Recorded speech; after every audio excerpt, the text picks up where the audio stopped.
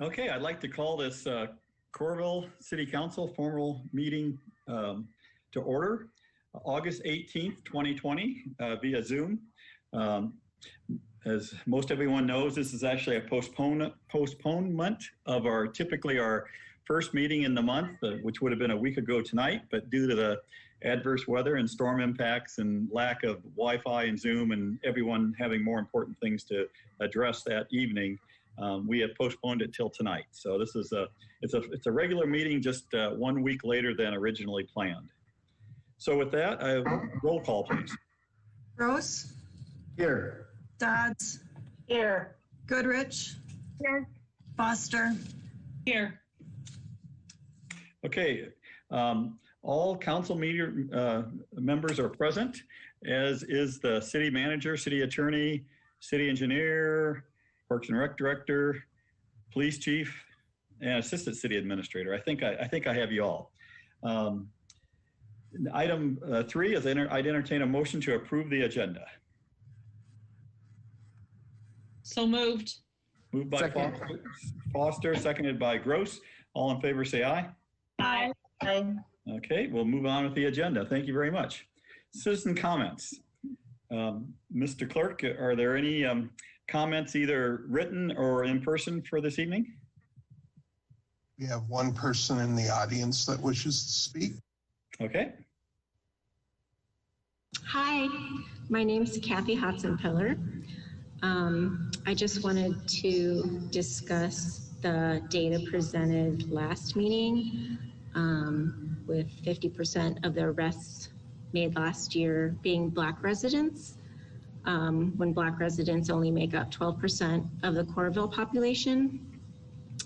I noticed that the majority of these were traffic stops.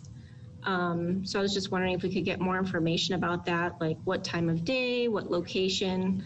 And I also appreciate Kelly mentioned that the chief of police suggested maybe an ordinance that prohibits racial profiling, like University Heights has adopted. So I'm excited to see Chief Crone on the Zoom meeting. I'm looking forward to hearing maybe a statement or comments from the police department. I also wanted to talk about filling the council seat vacancy. I hope that you choose a person who values racial justice when you do that. And I'd like to just give you my opinion. I'd like you to appoint someone rather than have a special election. I know a special election would cost the city $10,000 to $20,000. And I know that unfortunately, very few people actually vote in those elections, and it just seems like the city could spend that money better elsewhere. Finally, I know at one of the last meetings, Megan mentioned having maybe community conversations about systemic racism in our community that would be inclusive of all voices. And I think that would be a great idea, and I fully support that. And finally, congratulations, Mitch. Thank you. Okay. Thank you, Kathy.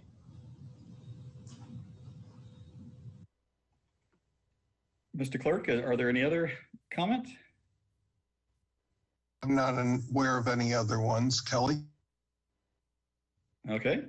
And we'll, the council will be addressing several of the points that Kathy made during our agenda items and perhaps at the work session tonight as well. So hearing and seeing no more citizen comment, no further citizen comments, I'd like to move on to the item to discuss vacating or filling the vacancy of the city council. I'd like to start this by asking Kelly to once again just kind of briefly summarize our options and the parameters of each of them. Sure. Thank you, Mayor. The filling of the vacancy is covered under section 327.13 of the Iowa Code.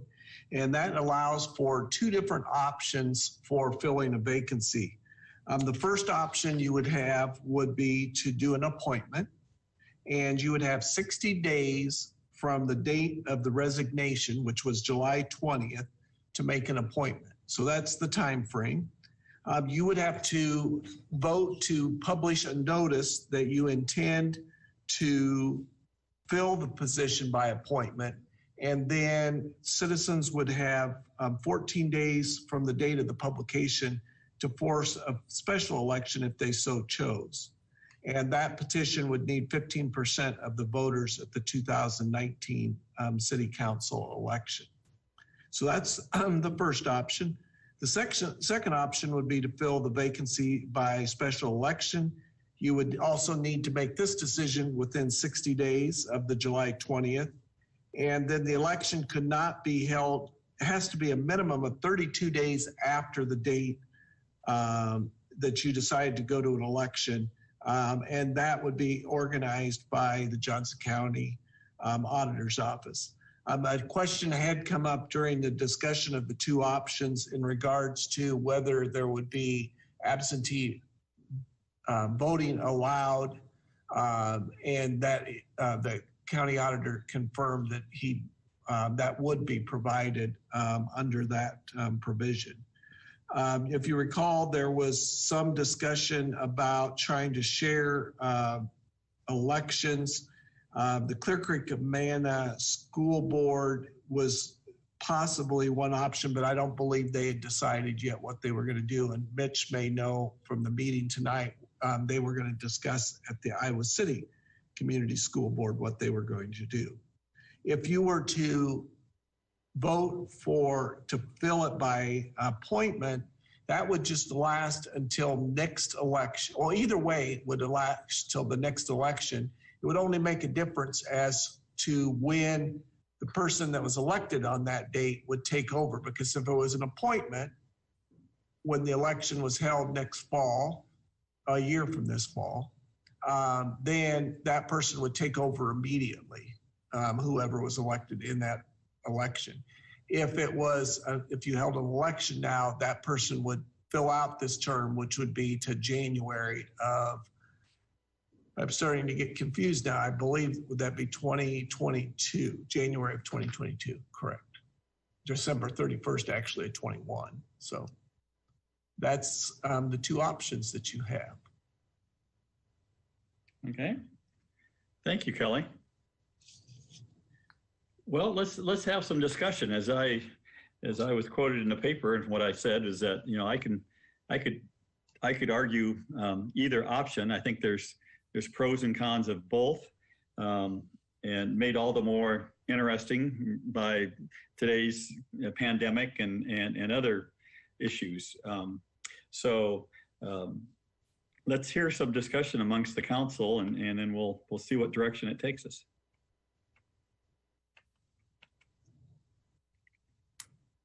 Well, I'll start just by saying that while I do agree, John, that there would be merit in both solutions, I think that it's really important, especially now, that our citizens have the chance to weigh in on this vacancy. And while I can definitely see some benefits of an appointment, one of the things that does concern me a little bit if we go to that route is that we would end up having an election anyway. And that's, it's not it's not like a full term, but it's not a short amount of time left. We're talking about a year. So I really do think that, given everything that's going on, I think it is important that our citizens have the chance to weigh in on this. Thank you. And just to clarify, so an appointment would be for about a little over a year, and an election, that person would be in office a little over 2 years then, so. But that election would be one that was already scheduled to occur, correct? Yes, when Tom's. Yeah, correct. It wouldn't be 2 years, though. It would be a year from this coming January. Right. So Megan, when you said there'd be another election anyway, you're just talking about the regularly scheduled election? What I was referring to is that if we were to appoint someone, then theoretically that could trigger a petition for an election, correct? I got you. Yes. Okay. And so I'm thinking that because this isn't a short amount of time left in the term, that I could see a scenario where we could get a petition to have an election anyway. I got you. Sorry, I wasn't following you. And so then maybe I'm adding to the confusion, or else I didn't state it very well. But Kelly, so if there's an election and a person is elected, whether it's just an election, a special election, I thought I just heard you say when you did the introductory comments that that person would stay in office through the remaining time on the term, which would be Tom's term, which I thought you said was through the calendar year 21. You're muted. It would be to December. His term is up the next election. So it would be Oh, it is. Okay. So December 31st or January 1st, whichever way you want to look at it, December 31st of 2021. So it's about. okay, I'm with you. Okay. It's what, 2 months difference there. Yep. Okay. Thank you for that clarification.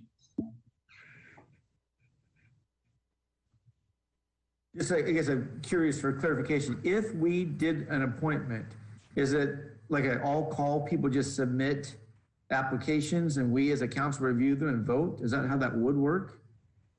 You can set up your own procedures, Mitch, but I know the one time I recall in the past, the council chose at that time to use a similar application procedure that we have for boards and commissions that kind of gives some history, or you could form your own form, if you will, and ask for people to apply with whatever information you find most important. But I would think you would look at that board and commission kind of application first, because there's a lot of good information there. But that's really up to you, and you could make that in the notice. You could say you want to receive applications by 3 weeks from today.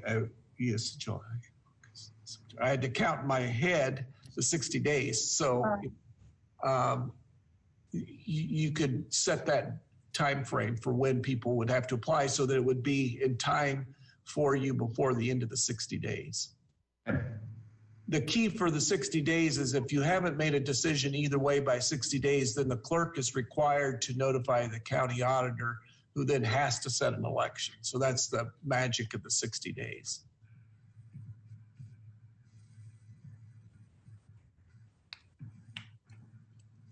I will say too, I guess the government teacher in me and the Democrat little d kind of likes elections and just thinks that,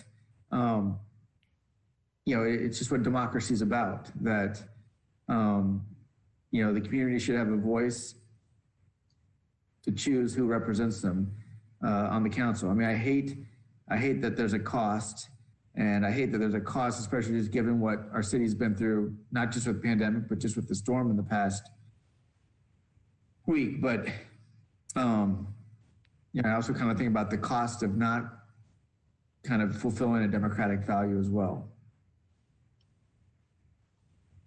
And then I suppose, so if we were to appoint, then a year from now, when the election happens, would there be anything that would prevent the individual that we appoint from running? Correct? There wouldn't be anything. They could run for the seat that they were appointed to, right? Correct. So I suppose one of the things that I would worry a little bit about with that scenario is that, traditionally, not in every case, obviously, but in many cases, the incumbent tends to be favored when there is an election. And so I would worry a little bit if we did an appointment, that if that individual decided to run again, that would, would be kind of like we were giving that individual a little bit of a advantage from the outset. I guess here's one more question. Maybe Kelly or John or Kevin. I'm not sure if Kevin's even on here. Sorry, or Don is. I thought, well, yeah, Don. There's Don.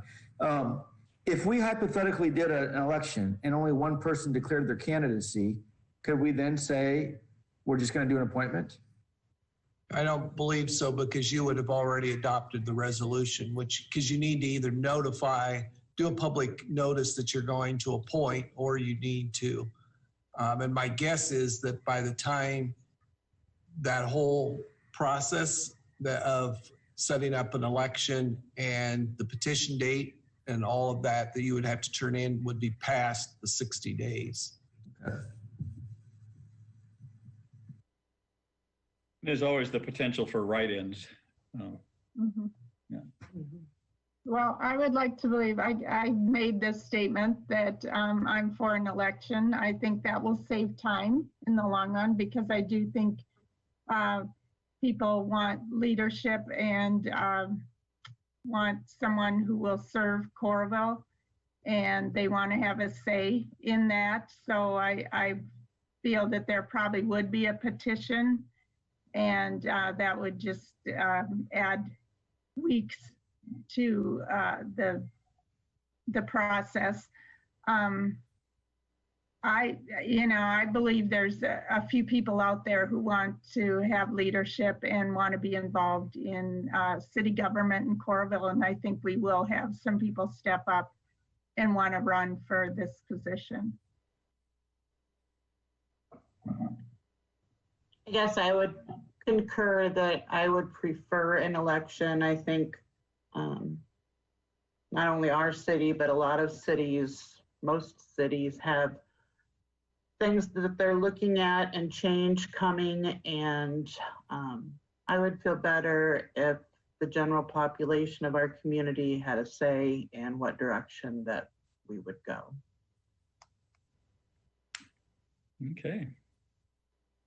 Well, unless there's further deliberation, I think we've made our decision, it seems. In that case, we could take action. A procedural question.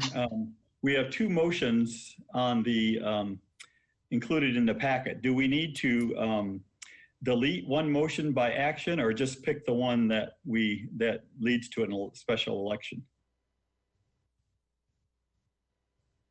I haven't seen the packet, but they just simply have a motion with the resolution of intent to appoint a person, to directing the city clerk to give notice. Have the motion first, and then I will read the resolution. Okay. I would entertain a motion that says that. Mayor, I would like to make a motion that we would direct the city clerk to give notice to the Johnson County Auditor to hold a special election to fill a city council vacancy. Second. Moved by Dodd, seconded by Gross. Further discussion? I wonder, and maybe now's not the time, but can we help dictate how this election is run to make it, of course, fair and everything, but less expensive than, no, we're saying that's not, okay. He will take care of that, huh? I believe that would be the auditor's decision. Okay. The auditor did. Good to know. Maybe I'll bring that up after if you want. Okay. Okay. Thank Well, you. I guess I do have are there ways to make it less expensive? Was that where you were going with that, Lori, or? Well, Yeah. Mitch was put on. Okay. Okay, All sorry. right. Never mind. Don, can this be just a voice vote or a roll call? It's a voice vote on the motion. Okay. All in favor of the motion, please say aye. Aye. Aye. Opposed? Okay, that motion carries unanimously. Now we have a resolution directing the city clerk to give notice to the Johnson County Auditor to hold a special election to fill the city council vacancy, introduced for adoption by Councilmember Foster, seconded by. Seconded by Goodrich. Discussion. Now, Kelly, you can probably address that.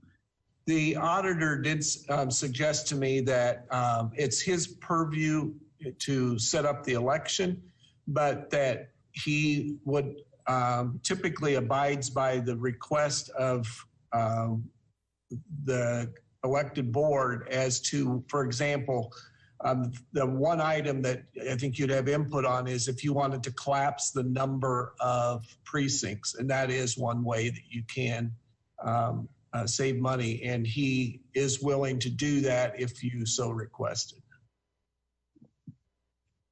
And then when would we make those requests? Just, is that something we would do tonight or? Yeah, I would think you would want it because under this procedure, I think he'll set a date fairly soon in regards to the election. For example, Mitch, to your question, you could ask to reduce the number of precincts in half, for example, if you thought that was appropriate. Or you can, North Liberty has done, I know in the past, they've even, because they have one dominant precinct, they asked that would be the precinct, and they have them all collapsed into one, which in their particular case happens to be the recreation center, but that's what works for them. Well, that's what I was wondering, if we could just do it all at City Hall or something like that, or the rec center, something that's very centrally located for everyone. You can request that and make that, I would suggest as a motion, and Don can, whether it's a motion this, because he does have that option, but he did say he would be appreciating your input if you want to do something like that. Let me just throw this out there, just for discussion. Our next council meeting will be a week from tonight, or that'll be the 4th Tuesday of the month. I don't know if there's time to wait just 1 week, but perhaps if there is time, the auditor could get back to us with the amount of cost savings and recommendations and so forth that he may, some input he may provide us.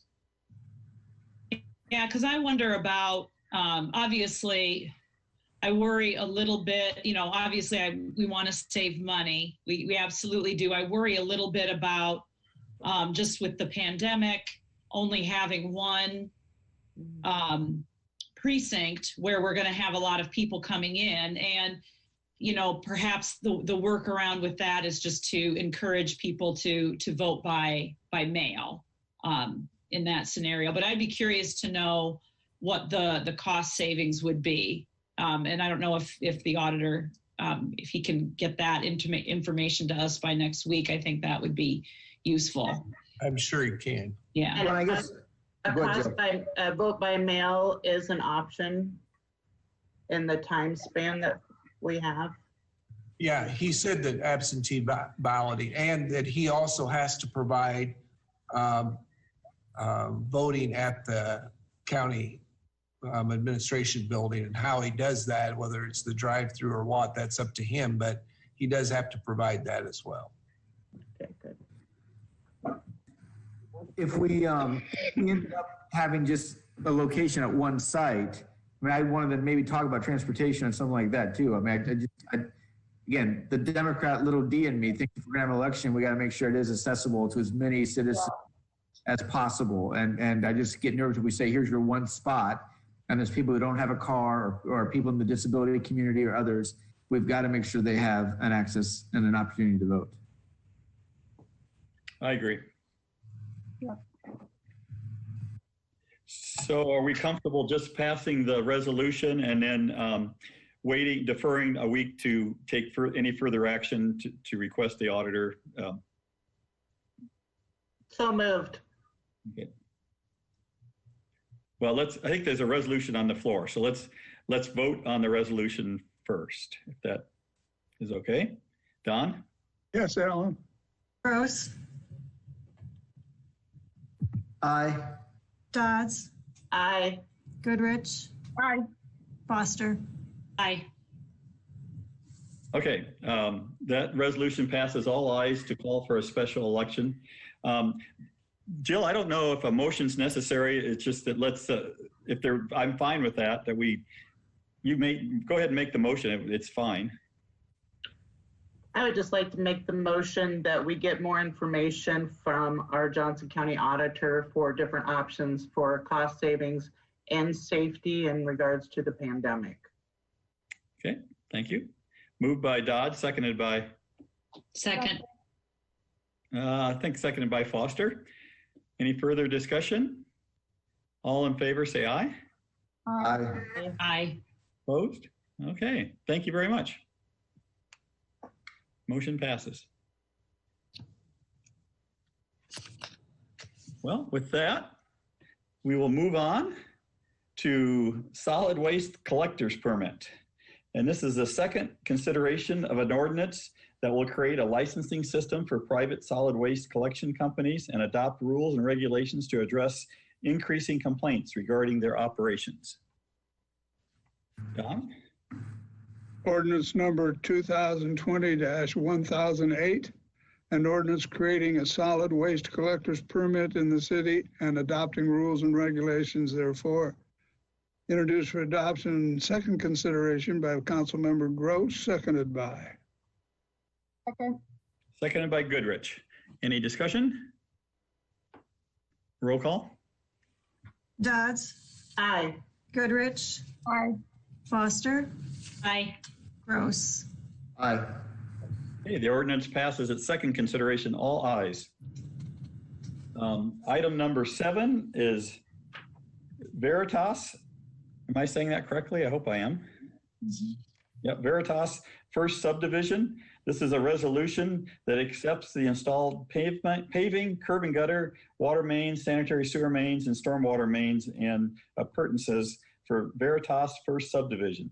Sidewalks are excluded pursuant to the subdividers agreement. Don? Resolution accepting municipal improvements constructed on Veritas First Subdivision, Coralville, Iowa. Introduced for adoption by Councilmember Dodds, seconded by. Seconded by Goodrich. Any questions or discussion?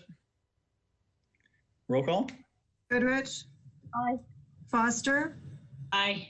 Gross, Aye. Dodds. Aye. Resolution passes all ayes. Item number 8 is Xtream Arena project. This is a resolution that remediates a bank error in the order in which funds were drawn from different accounts for the construction of the arena and fieldhouse project. This does not change the amount of funding available. Don? Resolution approving an arena funding correction and reallocation of funds agreement and the second amended master disbursement agreement for the Xtream Arena project, introduced for adoption by Councilmember Goodrich, seconded by. Second. Seconded by Dodds. Any discussion or questions? Roll call, please. Foster, Aye. Gross, Aye. Dodds, Aye. Goodrich. Aye. That resolution is approved, all ayes. Moving on, and item 9 is a REAP grant application, which is Resource Enhancement Program for a $125,000 grant to help with the $266,000 purchase of 7.6 acres of future parkland in the wetland use area. Don? Resolution approving an application to the Iowa Department of Natural Resources for grant funding via the Resources Enhancement and Protection REAP program, introduced for adoption by Councilmember Foster, seconded by.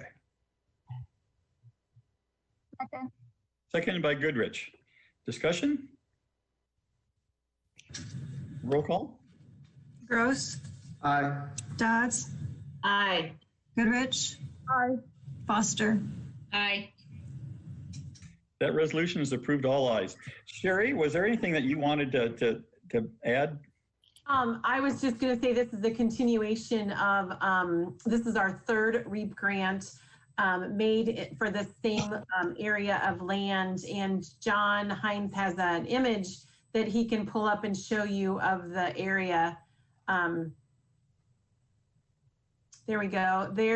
So you can see the DOT is in the process of completing a purchase on behalf of the city of Coralville, and will turn that land over to us where this large fen is located, and that's in replacement for some wetlands that they have impacted around the I-80 380 interchange. Then right below that was our 2018 and then our 2019s, which were both successful. Now we're building out buffer around those fens and that parkland.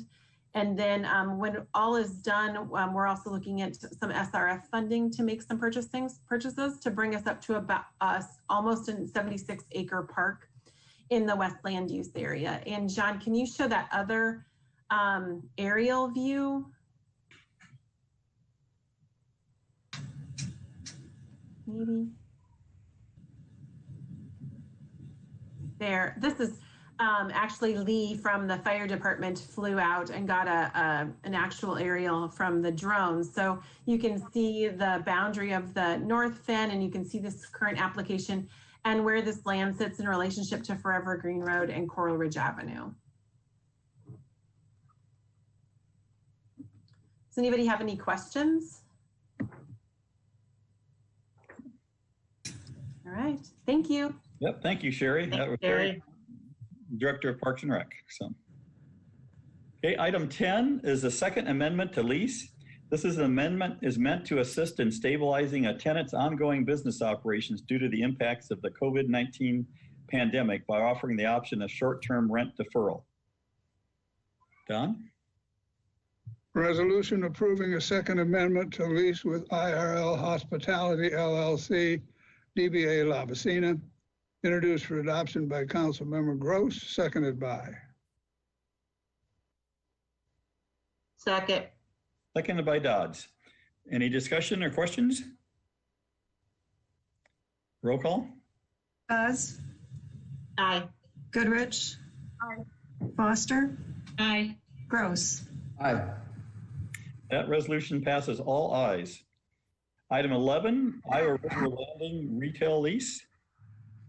This is a 5-year lease for the location vacated by Massage Heights, and alternative proposals for this space are due by 10 a.m. on Monday, September 7th, 2020. And the public hearing for this proposed reuse of the space, it will be at the Tuesday, September 8th City Council meeting. Resolution? Resolution of intent to dispose of an interest in real property and soliciting alternate proposals for the leasing of unit C101 IRL Part 2 condominiums, Coralville, Iowa. Introduced for adoption by Councilmember Dodds, seconded by. Second. Seconded by Foster. Discussion? Roll call. Goodrich. Aye. Gross. Aye. Dodds, Aye.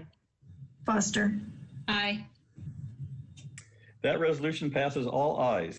Item 12 is a memorandum of agreement, which is for reviewing the unanalyzed city traffic stop data, in other words, police traffic stop data for 2020, 2021, and 2022 for a fee not to exceed $30,000.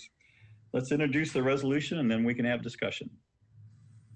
Resolution approving a memorandum of agreement with CR Research Group LC to analyze Coralville police traffic stop data for calendar years 2020, 2021, and 2022, introduced for adoption by Councilmember Goodrich, seconded by. Second. Second by Gross. Okay, discussion. Maybe let Kelly introduce it and then we'll go from there. Yeah, this is something that Shane has brought to my attention, and we discussed it, as you recall, at a previous work session. And I would just like Shane to explain, because there's some work that needs to be done by the county IT folks to make sure that we have the data. And also then he will explain the dates, because the 2020, there's really, he'll be able to do a little bit of work, but it won't be very meaningful because of the amount of data that we'll have. But 2021 will be our first really good year, as well as 2022. So Chief Crone, do you want to just explain what's being done to adjust to get the data and then these dates as well? Yeah, sure. As you're aware, with the passing of the administrative assistant, our ability to pull information has been a struggle. And what we can pull is citations. But what we can't pull, have no way to measure, is traffic stops without a citation, which is what this proposal grew out of. There's roughly 10,000 traffic stops out there that we don't have any information on other than the plate number that we ran when we stopped it. So by this MOU and hiring CR Research, we will put in a piece on our laptops that on every traffic stop, every field stop, every stop of somebody for any reason that's not dispatched, at the end of that stop, a screen will pop up and it'll ask roughly 15 questions and log the latitude and the longitude of the stop. So we will have all this information. It'll probably take us about 60 days to get this piece into our computers, to get it working, and to get CR Research to affirm that they can pull that data, they can see it, and that they've written the proper program that will begin to analyze it. So 2020 is intended to be, from the point we get the software in, he's going to use the rest of 2020 to make sure that we're running correctly, that it's trapping everything that we want it to trap, it's answering all the questions we want it to answer. And then beginning in 21, we will start the 1 year of data collection analysis, and it ends with a report at the end of the year. He'll come to the council members, he'll come to a meeting, and he'll tell you where we stop cars, why we stop cars, what the proportionality is, what the offenses are. It will collect a lot more data than we currently are. Now, I support this. We'll pay for it out of the police department budget, $15,000 a year. I think it's a good buy. And I did provide all of you the report that Iowa City gets from them, and they are still using them, I believe, right, Chief Crone? Correct. Yeah, that was, oh, sorry. Megan, go ahead. Well, I was just going to ask, obviously, if we can continue to work with them after the duration of this contract, right? We could reevaluate and reassess, and I think just to kind of make sure that we're always kind of looking at that information. I assume that is something we could do. Yep. And then, so we would get an annual report. They would come back. Okay, I just wanted to clarify that. The quick thing I was going to ask, Chief. So the questions or the 15-point checkoff, whatever, are those new things that we haven't talked about before? Like if we pull somebody over, would that be like new stuff? Correct. There's all kinds of information that we don't currently gather. And not all 15 points are applicable to every stop because they're, one of them is consent search. Well, if there's not a consent, you don't mark the box. But it allows you to search stops by 15 different criteria. I think one thing that I would just suggest as I think probably some of us will talk about this in council comments, but as we had kind of a first meeting of community members to talk about some of these issues, a concern was that, because we talked about this, that police officers just have not, for a variety of reasons, have had access or asked about this data for a whole host of reasons. So if we're going to start doing that, it might be good that we really advertise or let the community know that this is happening so that when all these new questions start getting asked at stops, people aren't, shooken up by it or think, gosh, what's happening or what's different or now. So I just think as a city, we've got to make sure that we're being really out in front and just saying, this is based on the things we've learned, this is something new we're going to try, just so people are aware that we're kind of moving in that direction. Yeah, that was a bit of feedback that came out of that first focus group that we had, that there was some concern that maybe some undocumented citizens might be frightened by that. And so just making sure that we are communicating to the public that this is something that we're going to be doing, and the purpose of it was some feedback that we heard. And also, I think we had, I think one of the ways we could do that, we had talked about putting together some information on our website where we're talking about the things that we're doing. And obviously this would be something that we could include in that. Just to clarify, these are not questions we ask the driver. These are questions that the officer fills out subsequent to the stop. So much of the information, the first 5 slots will be captured by the driver's license, information on the driver's license, but it doesn't automatically. What we're really capturing here is what's not. We get this data when we issue a citation. What we don't get currently is this data when we stop somebody and give them a warning. We are missing all that data, who all those people are. This will add to the data that we already have significantly. This is all those people, 10,000 people that get a warning every year for various violations will now be included in the data set that we can search. Will race be one of those questions then? It's one of the fields. It's not a question, but it is something that the officer marks following the traffic stop. So just out of, and this is, if I'm the dumb guy, I apologize. How would an officer always know the race of somebody? They don't. It's the question that everybody asks. It's a valid question, but over 12,000 traffic stops, being wrong is not significant in any. Most driver's license have it listed unless the driver chose not to at the DL station. So 95+% are listed on a driver's license. And that's why I asked, because I went and grabbed mine and I didn't see that obvious, I don't know, but I just didn't know yet. Yeah, but because it's not on the face of your driver's license doesn't mean it's not in the record that we have, which we do.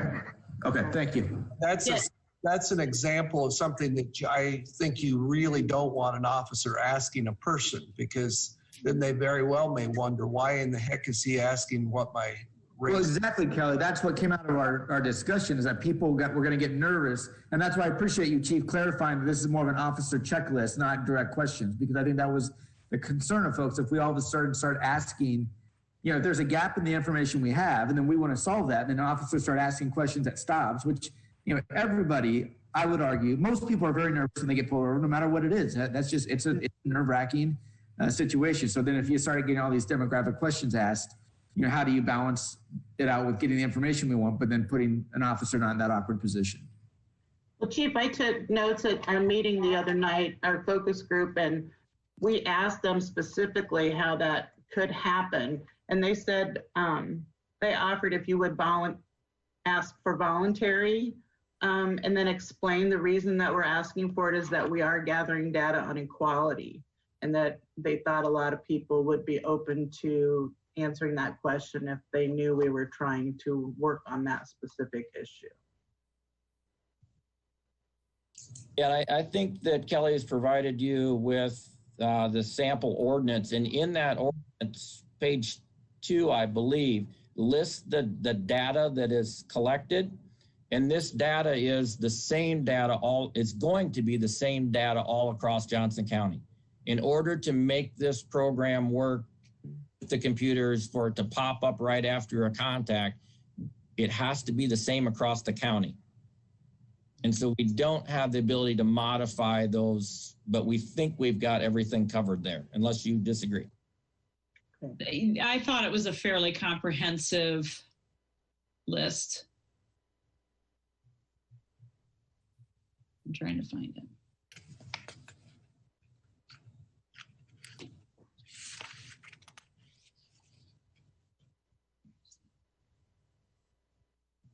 It's in the ordinance, I thought.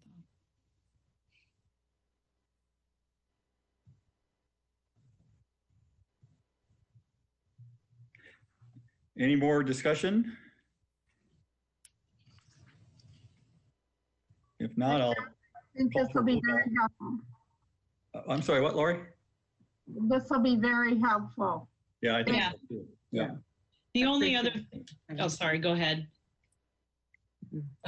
I just wanted to thank Chief Crone for all of his work on this and everything else. And I just, I really appreciate and am so grateful for your commitment to this. And I just want to reiterate to everyone that this is the beginning. And, I think that we are fortunate in that we're starting from a good position that, we're willing to work on this and we're committed to the process. So I thank you for that. And all the other officers that you work with.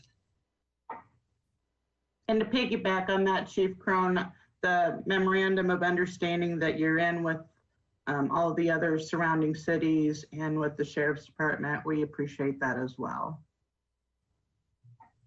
Thank you. And I think we do understand and agree this is not the end. This is not a solution. This is the beginning, and that's what we're committed to. Very good. Roll call, please. Foster, Aye. Gross, Aye. Dodds, Aye. Goodrich. Okay, thank you. That resolution passes all ayes.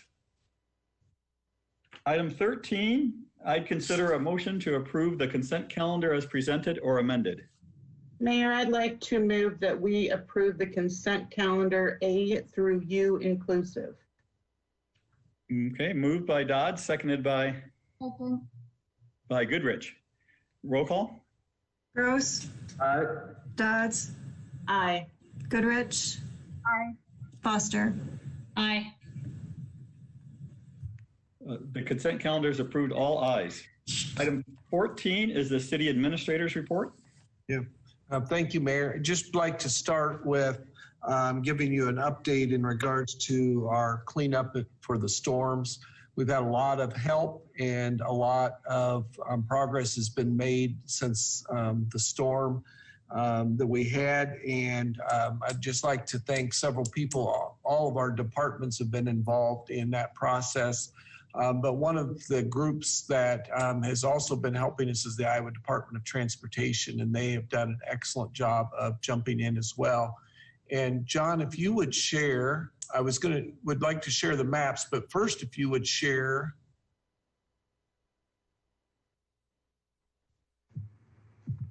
Yep, there you go. If you would share that very last document, there you go. So this is just the groups that we have out there working currently in different locations and different numbers of people. And so what you can see is the dump site is located at the Hawkeye Express train lot. And that is open from 7 a.m. until 6 p.m. And we have a inloader located at that dump site to help manage and keep that work done. That is open 7 days a week. So if this is for people that want to deliver directly to the dump site and not wait at their particular yard to have it picked up. We do ask that this only be for Coralville residents and that it not be used by commercial haulers. Then you can see that there are two teams that are actually going around the city and picking up equipment. One is Coralville's own group of streets, solid waste, public works department. Water department is providing employees as well. And so that is one group that makes its way around the city that has skid loaders, dump trucks that are all available. And then the Iowa Department of Transportation has a separate team that makes its way around the city. And we've had people from the city that works with them as well. And then the last one is from the Coralville Parks Department that is going around, and they are specifically on right-of-ways and those areas getting branches that are hanging that could be a future danger and could drop as well. So that's the group that we have out collecting. And if, John, if you would just go to the map right there. Yep, excuse me, go down. There you go. This map just shows you where we've been in the city currently. And so if you can see, we've been every place south of Interstate 80 at least once and sometimes twice. We will be going back over all these areas because we know some people have had a significant amount of debris and couldn't get it all out. We had some people that, because of Mid-American work, couldn't do it until just recently, and some even yet this week. So we will be going back through these areas, but they have been covered at least once and sometimes twice. We've also got First Avenue from, north of the interstate from First Avenue over through 12th Avenue, and then a few of South Ridge area as well. And so this is what's completed. And then, John, if you would move to the next map. This is going to be tomorrow. So we will be hitting the Northridge area from Oakdale Boulevard south to Holiday Road, and then also 12th Avenue over. And so these maps are all provided by Eric Fisher, our street superintendent. And then this is another team that will be covering most of the rest of Coralville tomorrow as well.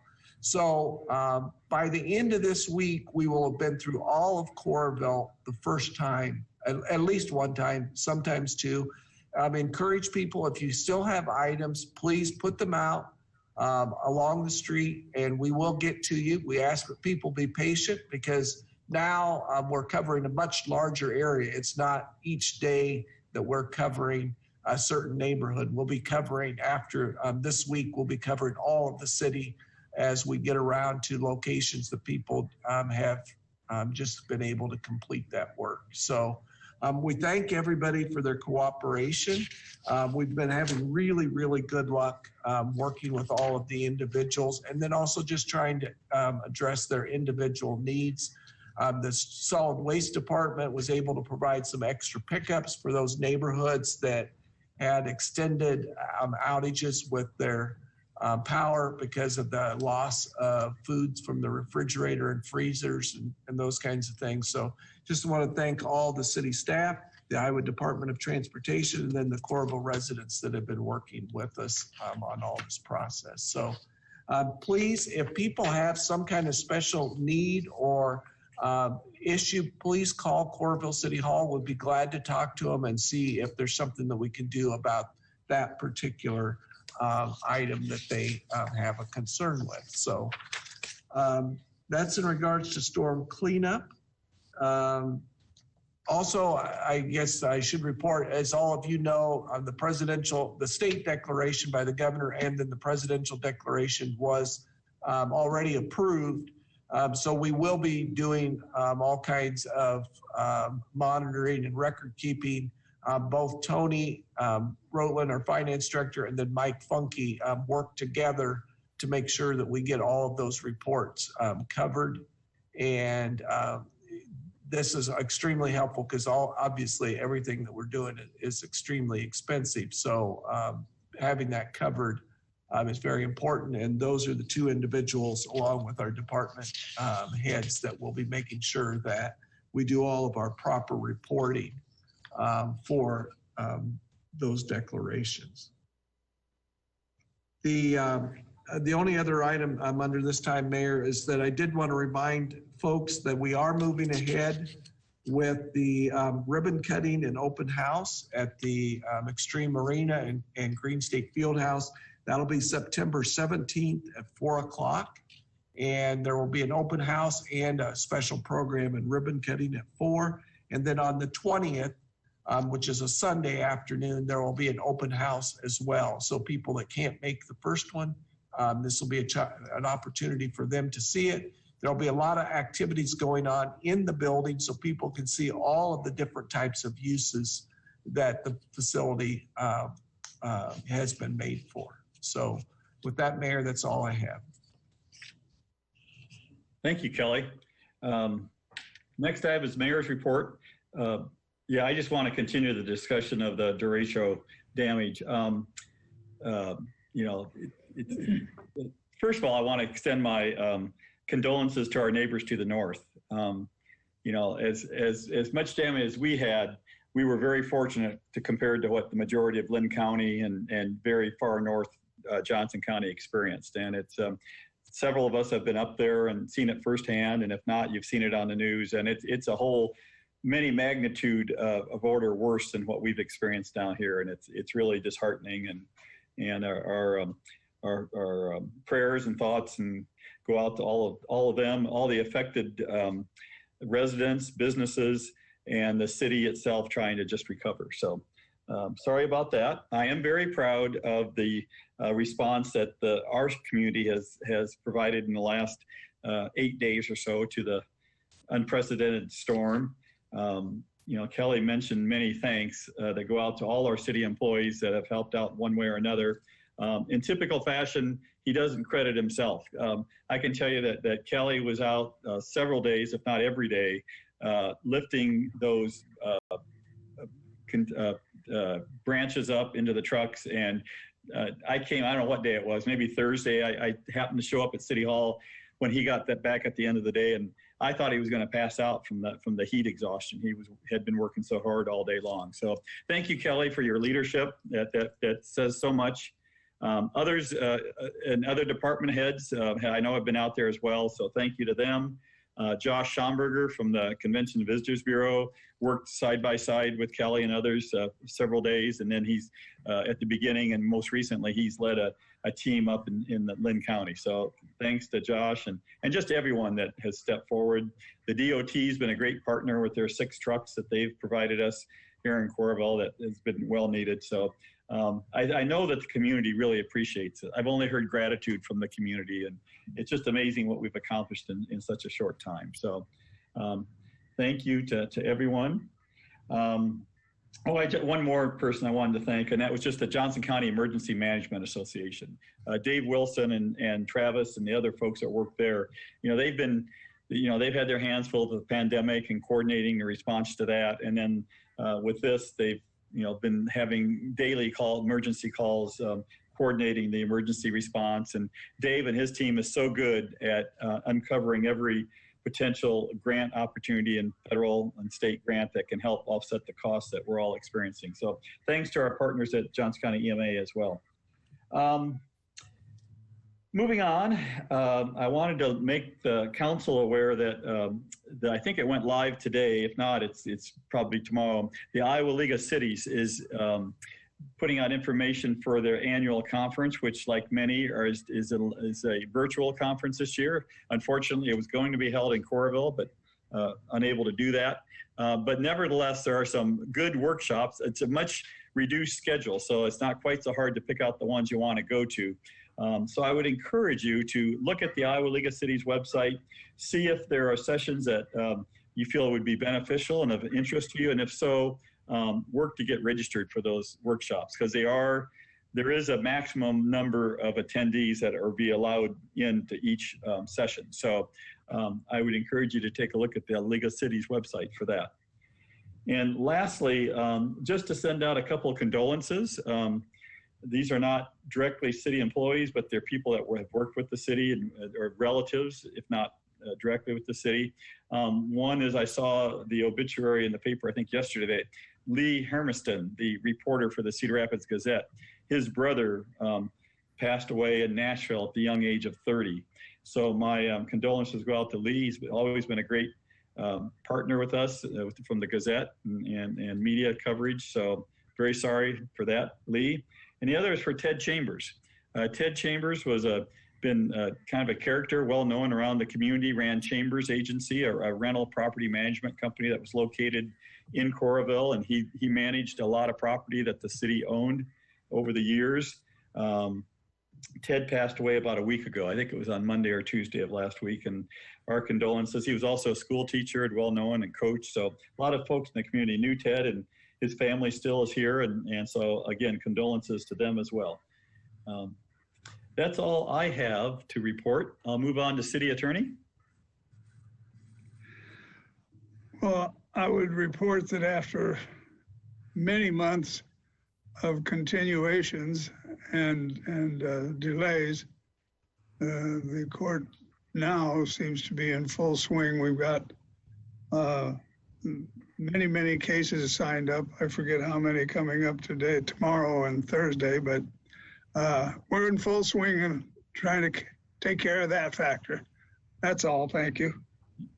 Thank you, Don. Committee and council members report. Like I often do, I'll just go across my screen, and the first one is Lori.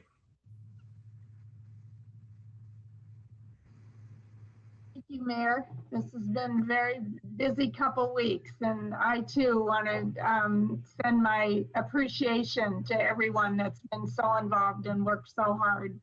And I'm just so proud of Coralville and the work that's been done here. I wanted to know if there will be more information or how we can keep that in front of us. It was in the Coralville Beat about storm damage resources. There's a few different things: Iowa Individual Assistance Grant Program and disaster case management.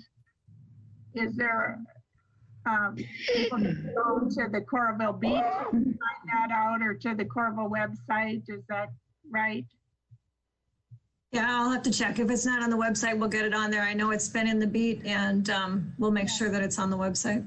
Thank you. That's really helpful. That's helpful.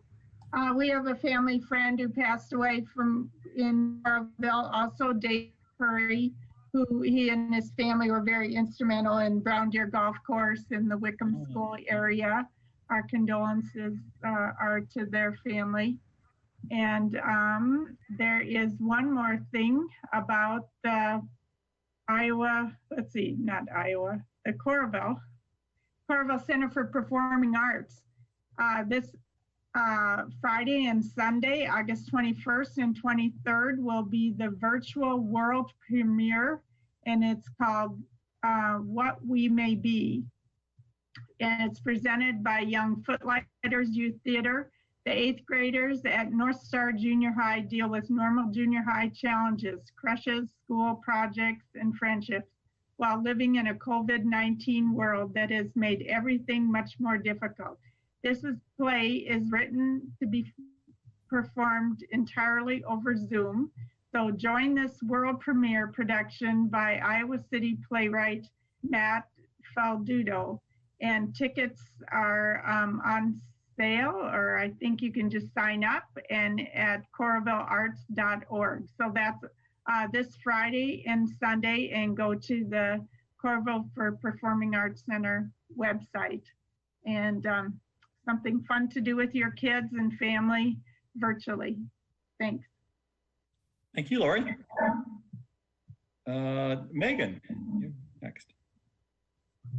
Thank you, Mr. Mayor. Well, I wanted to start again by just saying congratulations to Councilmember Gross on his new role as the interim principal at West High. And I say this as a parent.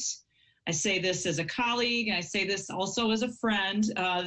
We are very lucky to have you serving in that role.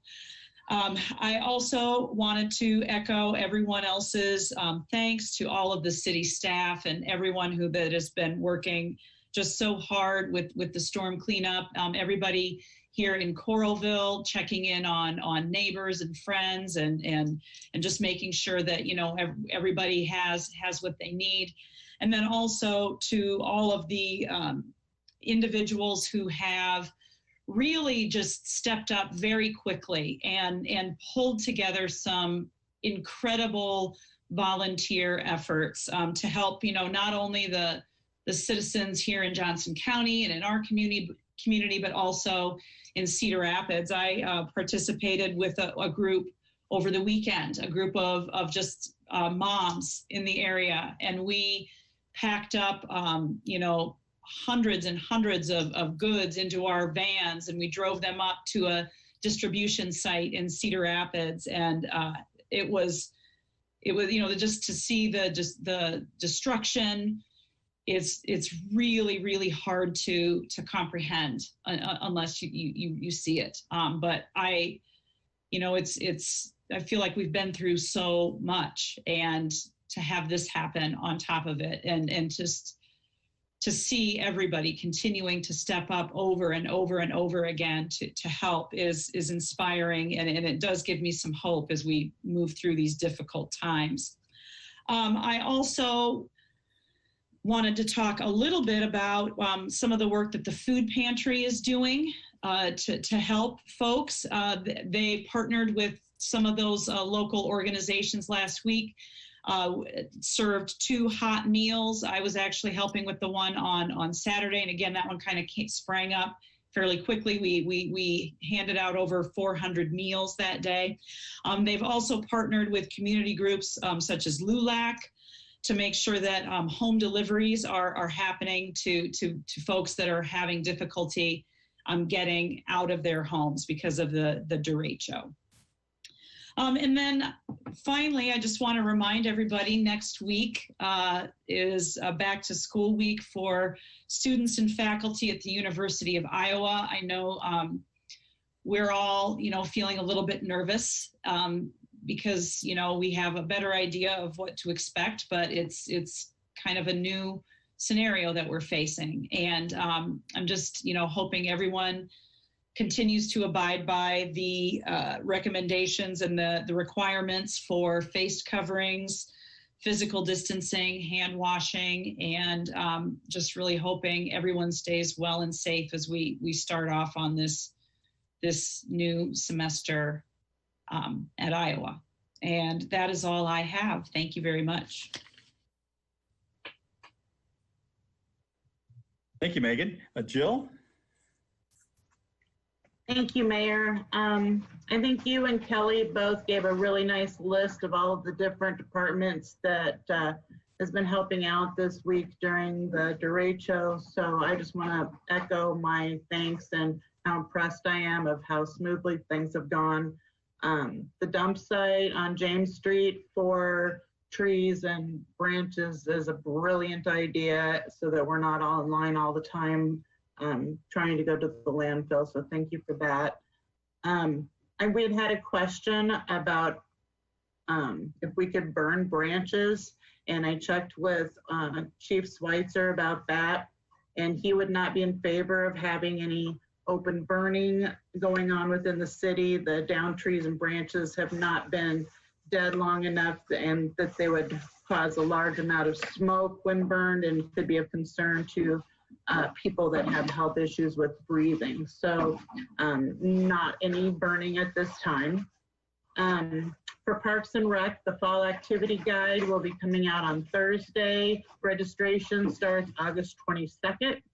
And get your swimming in. The last day to swim at the Aquatic Center is Sunday, August 23rd. And that's all I have. Thank you, Mayor. Thank you, Jill. And last and certainly not least, our distinguished principal of Iowa City West High, Mitch Gross.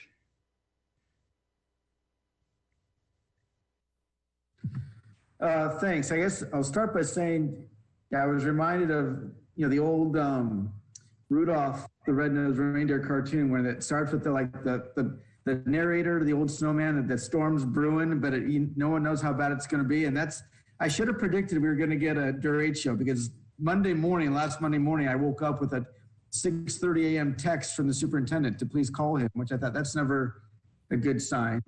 And then when I called, he just mentioned that he was planning on, because of the number of students that have signed on for online learning, to make some personnel switches that would move me to become the principal at West, which was just a heck of a way to wake up. And then the storm happened a few hours later. So I think those were the warning signs of that day was going to be interesting. But so for those of you that don't know, today the Board of Education voted to make me the new principal at West High School, which is going to be a huge, huge undertaking. I was at West for 18 years before I left to go become the assistant principal at Northwest. So I'll be pretty occupied with that transition in the coming weeks, but I appreciate everybody's words and support. And regarding the storm too, I just want to echo what everybody said. I think it's only when things happen like this that we truly, unfortunately, appreciate the people that work for the city the way they do, and just, seeing the number of firefighters out, the number of police officers out, the streets department out,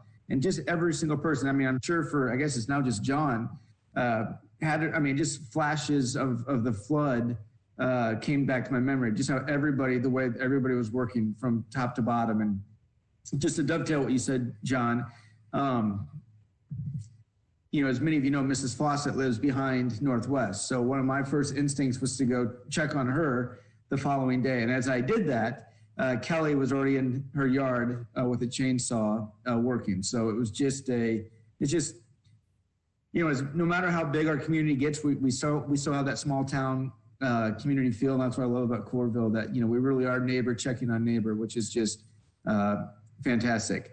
Speaking of neighbors, Kelly, I'd have to be a little remiss. In your maps, I saw what's been done and what's going to be done. I saw that Ashland and Ashland Court are still not getting done on the colors. I just want to remind, it's such a tiny little street, but it's so wooded. Like our entire cul-de-sac is piled high with debris that's even making it a little difficult to drive. So sometimes we're tiny but forgotten. And as I always get told, how much pull do you have in this city? And I might say not much, because we're always the last ones to get plowed. But I just want to make sure that we do get that little strip, at least on one of the maps, taken care of. Just because the amount of, you know, it's a wooded lot back there. So people have been hauling and hauling. And then finally, my last question is the city going to go around? I had one person who contacted me who said that in another person's yard, a tree was pretty severely destroyed. And when that person, but didn't come all the way down. When that person talked to the neighbor said, oh, it's fine. But this person has kids and they're thinking, well, it's not fine. So are we going to go around and just do like a quick check to say, hey, that needs to come down, that needs to come down, that needs to come down? Kelly, you're muted. Sorry about that. If somebody's concerned about that, they should call City Hall and we'll take their address. And we do have a city forester that will go around and check on those particular items. Great. Thank you. I think that's all I've got, Mayor. And you're muted. Yeah, I saw that. Sorry. Thank you, Mitch. I appreciate that. So, okay. With that, I would entertain a motion to adjourn the formal meeting, and we'll transition into the work session. I'll move. Moved by Lori Goodrich, seconded by? Second. By Foster. All in favor, say aye. Aye. Aye. Okay. Do we